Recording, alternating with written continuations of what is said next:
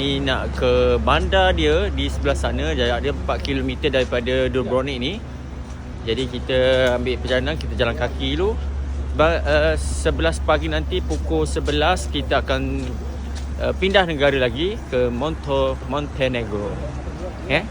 Kita nak tengok suasana pula. Okay, let's go. Sekarang tengah hujan di Dubrovnik. Cuaca macam ke Cameron Highland, 16 darjah Celsius.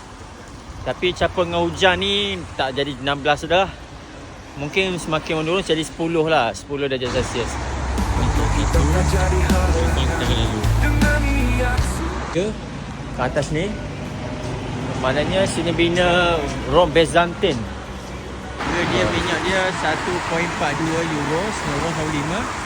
Bukan RM1.42 yang ni RM9.62 1 liter minyak 1 liter. Kita ada sekitar 1 km lagi. Kita perlu berjalan kaki nak menuju ke Old Town dia. Allah Masya kena biru Allah.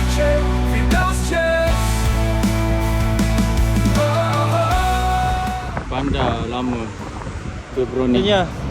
Menturun ke tangga pula.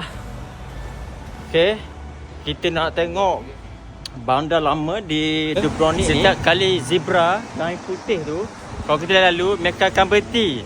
Itu undang-undang di sini lah. Motor Mr. Bean. Motor dia aku benci agak motor ni. Bunyinya bising tapi slow.